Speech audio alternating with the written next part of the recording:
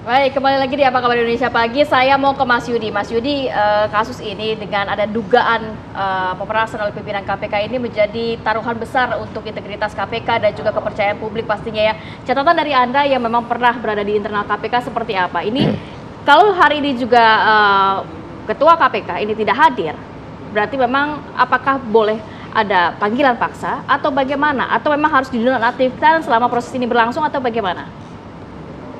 Ya, pertama ya tentu ketika yang bersangkutan pada hari ini tidak datang itu makin akan memalukan bagi KPK. Kenapa? Karena kalau kita lihat di pemberitaan surat bahwa Firly Bahuri hari ini akan datang, kemudian meminta untuk diperiksanya di Bareskrim Mabespori, itu kan dari pimpinan KPK. Artinya secara resmi institusi gitu. Kalau misalnya dia tidak datang, entah mau dibawa kemana lagi muka dari KPK seperti itu. Jadi saya berharap bahwa surat yang semalam dikirimkan dan kemudian sudah disetujui ya untuk diperiksa di Mabes Polri gitu ya, walaupun saya masih bingung juga gitu ya, kenapa mintanya di Mabes Polri, padahal saksi-saksi yang lain itu kan di Polda Metro Jaya seperti itu. Apa yang ditakutkan gitu kan? Tapi saya melihat bahwa ya ini salah satu tingkah laku dari saksi lah, dan saya pikir penyidik Polda Metro Jaya sudah profesional dan juga sudah mengakomodir. Yang penting adalah yang bersangkutan hari ini datang dan kemudian oleh penyidik ya akan diperiksa sebagai saksi untuk mengkonfirmasi temuan-temuan yang ada yang telah mereka dapatkan ya dari saksi-saksi yang lain, dari barang bukti, dari dokumen. Jadi menurut saya bahwa sekarang yang penting ya Firly Bahuri datang kemudian diperiksa. Itu saja dulu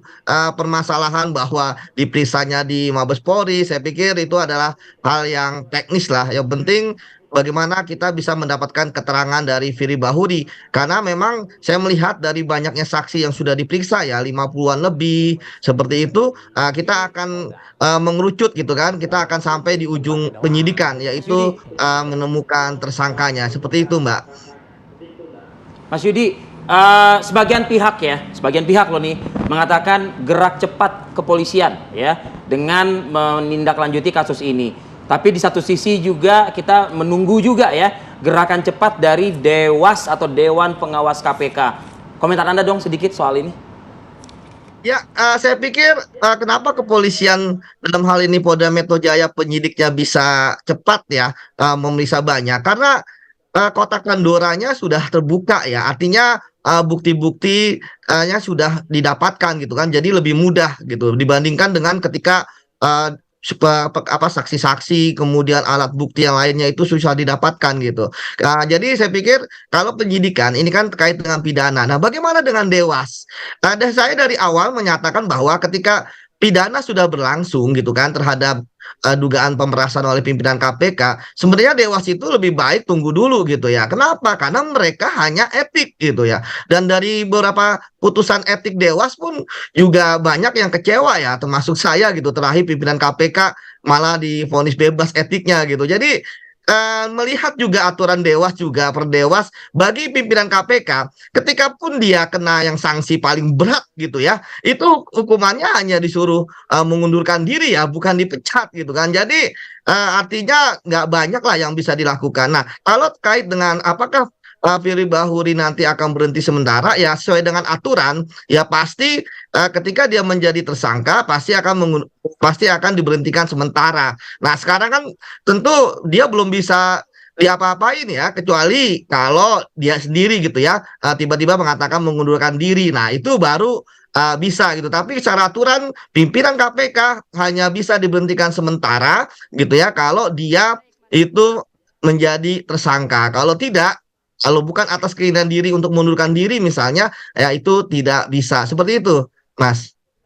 Saya mau ke Mas Alfon. Mas Alfon, informasi terkini kabarnya juga Kejati dari DKI Jakarta ini sudah dilibatkan juga. Ini sudah dilibatkan dalam kasus ini, artinya Kejati sudah menerima SPDP dan jaksa sudah dilibatkan. Artinya ini seperti apa, Mas? Dan kemudian tadi dikatakan kalau dari Dewas kan memang sanksinya ini kan hanya pemecatan. Sedangkan kalau dalam Undang-Undang KPK sendiri kan ada pidananya 5 tahun penjara kalau tidak salah ya. Artinya apa tadi? Jadi gini, pertama-tama, ini kan pelaporan terhadap pasal 12E kecil, 12B besar, dijuntukan kepada 11 dan pasal 65 ya.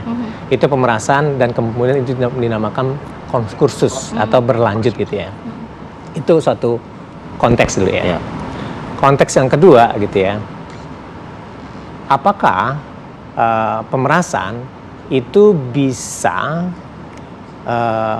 dijadikan suatu sandaran dengan bukti-bukti adanya foto, kan gitu kan? Walaupun dibantah. Ya, foto tersebut gitu kan hadir pada saat bulan Oktober juga kan di awal-awal gitu kan. Dan itu kan menyatakan bahwa ada pertemuan, gitu ya. Tapi itu kondisinya masih sebagai circumstance evidence atau bukti tidak langsung. Pertanyaan begini, apakah foto itu akan menerangkan secara langsung adanya pemerasan? Perkara ini. Gitu. Yang gitu kan. Untuk membulatkan unsur yang ada di dalam 12 E kecil dan 12 B besar, 11 dan kemudian kepada 65 gitu kan bisa membulat. Itu dulu sebenarnya gitu kan. Itu relatif masih pertanyaannya secara mendasar gitu kan begitu. Nah, untuk itu makanya kita mengkaji gitu kan. Ini kan kalau nggak salah Dumasnya di 12 Agustus 2003. 2023 gitu ya. Sprindik 21 Agustus 2023. Sprindik yang dikatakan tadi ya, itu mengikutsertakan jaksa gitu ya.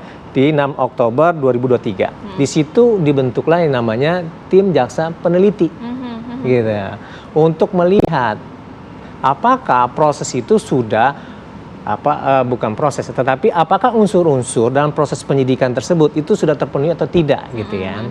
Itu yang harus dikaji betul gitu kan. Karena begini, kalau semisal sprindik itu di tanggal 21 Dipersingkat mungkin Mas Alphonse. Jadi gini, dari 12 ke 21 itu relatif cepat sebenarnya.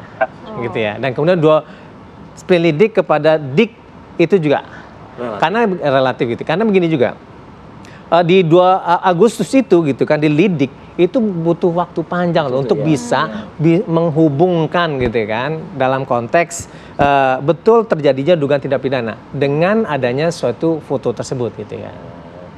Kan? Nah, kalau misalnya foto itu bisa menggambarkan apa saja.